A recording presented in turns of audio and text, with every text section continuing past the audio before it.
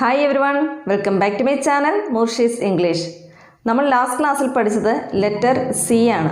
ഇന്ന് നമ്മൾ പഠിക്കാൻ പോകുന്നത് ലെറ്റർ എ ആൻഡ് ഡി ആണ്. നമ്മൾ ഓൾറെഡി സി പഠിച്ചു കഴിഞ്ഞു.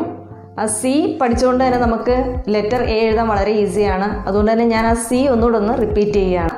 ഈ പറയുന്ന ലെറ്റേഴ്സ് എല്ലാം തന്നെ 1 പേജ് എഴുതി പ്രാക്ടീസ് ചെയ്യണം. ലാസ്റ്റ് ക്ലാസ് നമ്മൾ പഠിച്ച പാറ്റേൺ ഇതായിരുന്നു. സ്മോൾ ടിക്ക് പഠിച്ചിരുന്നു. ഇതിനെ ബേസ് ചെയ്തിട്ടാണ് നമ്മൾ സി എന്ന ലെറ്റർ പഠിച്ചത്.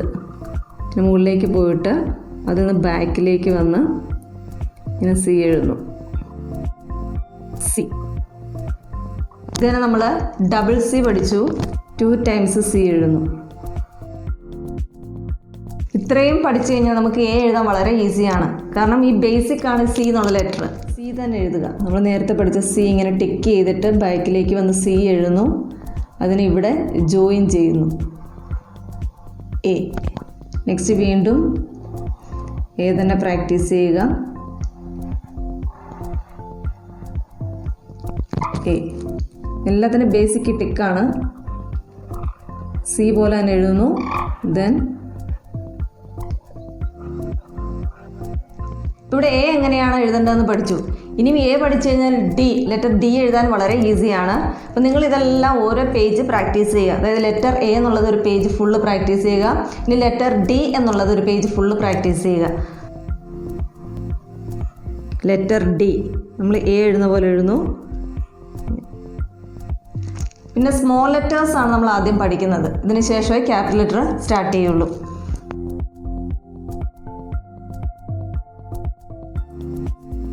ഇനി നമുക്കിതിനെ നേരത്തെ എഴുതിയ എ ഡബിൾ എ എഴുതാം, ഡി അതുപോലെ ഡബിൾ ഡി എഴുതാം.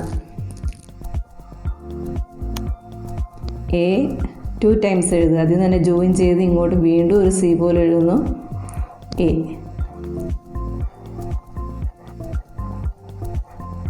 ഇനി നമുക്ക് ഡബിൾ ഡി എഴുതാം. ഡി 2 ടൈംസ് എഴുതുക. ഇങ്ങനെ ഇവിടെ നിർത്തുന്നു. സ്റ്റോപ്പ് ചെയ്തിട്ട് വീണ്ടും സി പോലെ വരുന്നു. ഡി. ഈ 2 ലെറ്റേഴ്സും അതായത് എയും ഡിയും വരുന്ന 2 വേർഡ്സുകൾ എഴുതി നോക്കാം. ഫസ്റ്റ് എ എഴുതുന്നു. ദെൻ എന്നെ ജോയിൻ ചെയ്ത് D.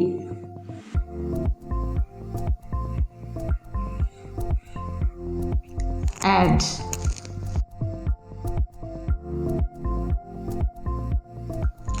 And let's write the next word, dad. D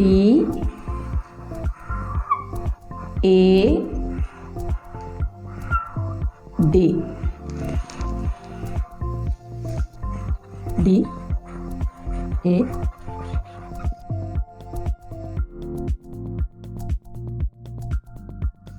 ഇനി ലെറ്റേഴ്സ് പെർഫെക്റ്റ് ആണെങ്കിൽ കുറച്ച് ടിപ്സ് ഉണ്ട്. അതായത് ചിലവർ ഡി എഴുതുന്ന കാണാം. ഇങ്ങനെയൊക്കെ എഴുതും. ഇതൊക്കെ റോങ് ആണ്. അതായത് ഇങ്ങനെ ഒരു ലൂപ്പ് വേണ്ട. ഡി എഴുതുമ്പം ഇങ്ങനെ കറക്റ്റ് ഇങ്ങനെ തന്നെ വരും. നമ്മൾ എഴുതുമ്പോൾ ചെറുതായിട്ട് വരുമായിരിക്കും, അത് പ്രശ്നമില്ല. പക്ഷേ ഇങ്ങനെ ഡി ഇങ്ങനെ ഒരു ലൂപ്പ് വരാൻ പാടില്ല. അങ്ങനെയാണെങ്കിൽ നമുക്ക് അടുത്ത ലെറ്റർ അതിനെ ജോയിൻ ചെയ്ത് എഴുതാനായിട്ട് പറ്റത്തില്ല. അതുപോലെ കാണുമ്പോൾ ഓക്വേർഡായിട്ട് തോന്നും. അത് കാരണം നമ്മൾ വളരെ കൃത്യമായിട്ട് ഇതുപോലെ തന്നെ പ്രാക്ടീസ് ചെയ്യുക. പല കുട്ടികളും കർസീവ് ലെറ്ററിൽ എഴുതുന്നതാണ്, പക്ഷെ റീഡ് ചെയ്യാൻ വളരെ ബുദ്ധിമുട്ടായിരിക്കും. ഇങ്ങനെ നിങ്ങൾ പ്രാക്ടീസ് ചെയ്ത് പഠിച്ചു കഴിഞ്ഞാൽ കറക്റ്റായിട്ട് നമുക്ക് ഓരോ ലെറ്റേഴ്സും റീഡ് ചെയ്യാനായിട്ട് സാധിക്കും. അപ്പോൾ ഇങ്ങനെയുള്ള തെറ്റുകളൊന്നും റിപ്പീറ്റ് ചെയ്യാതിരിക്കുക. വളരെ നീറ്റായിട്ട് എഴുതുക. 4 ലൈൻ തന്നെ പ്രാക്ടീസ് ചെയ്യുക. എങ്കിലേ ലെറ്ററിൻ്റെ സൈസ് കറക്റ്റായിട്ട് കിട്ടുള്ളൂ. അപ്പോൾ ഞാനിത് 4 ലൈൻ ബുക്കിലും ഒന്ന് എഴുതി കാണിക്കാം.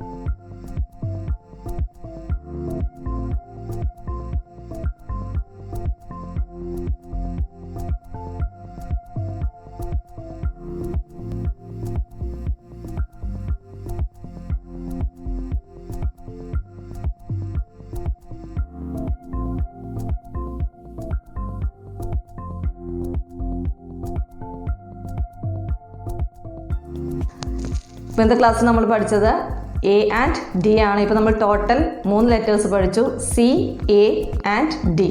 ഇതിൻ്റെ കൂടെ നമ്മൾ 2 വേർഡ്സും കൂടെ എഴുതാനായിട്ട് പഠിച്ചു. സോ വീഡിയോ ഇഷ്ടമായാൽ ലൈക്ക് ചെയ്യുക, ഷെയർ ചെയ്യുക, കമൻറ്റ് ചെയ്യുക, സബ്സ്ക്രൈബ് ചെയ്യാൻ മറക്കരുത്. താങ്ക്